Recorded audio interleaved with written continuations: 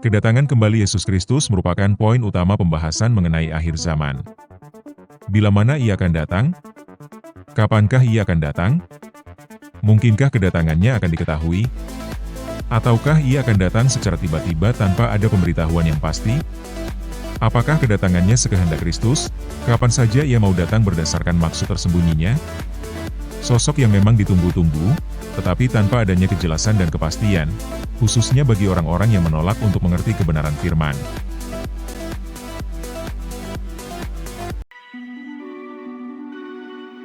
Berikut ayat yang sering digunakan untuk mengatakan bahwa manusia tidak akan tahu waktu kedatangannya. Apalagi ditambah dengan kalimat, hati-hatilah dan berjaga-jagalah. Memberikan suatu asumsi bahwa kedatangan Kristus dapat sewaktu-waktu terjadi. Bisa hari ini, esok, seminggu ke depan, bulan depan, tahun depan, atau kapan saja sekehendaknya. Yang terpenting adalah setiap orang percaya mempertahankan kehidupan kudusnya senantiasa. Kelihatannya teori yang baik dan masuk akal.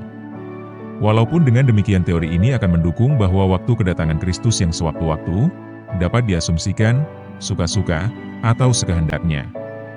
Kapan ia pikir baik untuk datang, ia akan datang. Ataupun jika ia melihat kondisinya belum tepat untuk kedatangannya, maka ia akan menundanya. Jika, dan hanya jika memang waktu kedatangannya secara mendadak, tanpa perlu ada orang yang mengetahuinya, mengapa ia memberitahukan tanda-tanda menjelang akhir zaman? Bukankah aneh, bila sesuatu yang memang mendadak, tetapi diberitahukan bila mana ia akan datang? Tentu saja hal ini mengindikasikan bahwa hal mengenai kedatangannya tidaklah mendadak. Bahkan Kristus menginginkan orang-orang yang mengasihinya dapat mengetahui dengan diberikan petunjuk-petunjuk. Jadi pertanyaannya adalah, apanyakah yang tidak dapat diketahui oleh orang-orang percaya? Mari kita perhatikan Markus 13 ayat 33 sekali lagi dalam bahasa Yunaninya. Hati-hatilah, berasal dari kata Yunani, blepo. Apakah arti sebenarnya? Adakah artinya hati-hati? Tidak ada sama sekali. Bahkan yang mirip dengan kata hati-hati pun tidak ada. Yang berarti, kata blepo seharusnya diterjemahkan dengan pengertian yang menggunakan indera penglihatan.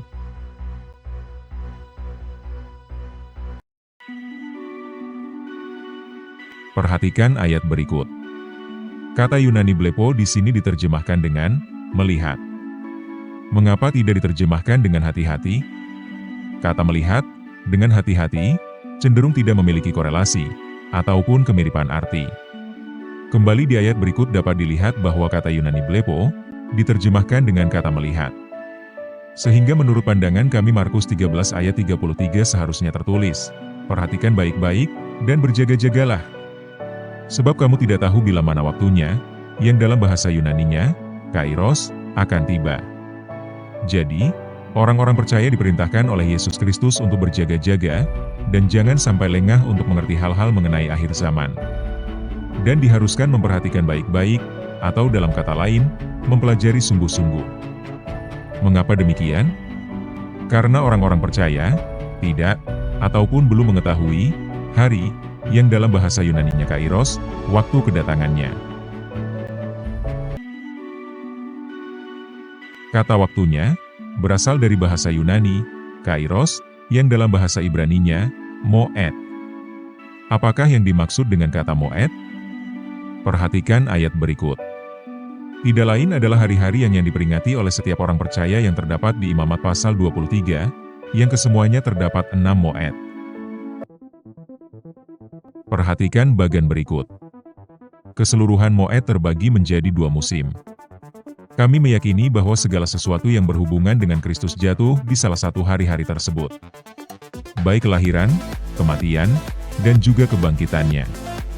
Sehingga kedatangannya kembali di muka bumi ini, kami amat sangat yakin akan terjadi di salah satu moed. Yang harus dimengerti adalah, kira-kira 2000 tahun lalu ketika Yesus Kristus mengatakan apa yang tertulis di Markus 13 ayat 33, tidak ada seorang pun yang mengetahui di hari moed manakah yang dimaksudkan. Tidak seorang pun, termasuk juga para rasul. Tetapi Tuhan Yesus berpesan untuk memperhatikan baik-baik, mempelajari sungguh-sungguh, mengenai hari di mana Ia akan datang. Sehingga menjelang kedatangannya, Khususnya orang-orang percaya yang hidup di masa akhir zaman, yaitu saat ini, akan mengerti, di Moed yang manakah Yesus Kristus akan datang. Kiranya kita yang mengasihinya mempersiapkan diri senantiasa dengan melakukan perintah-perintah Bapa di sorga.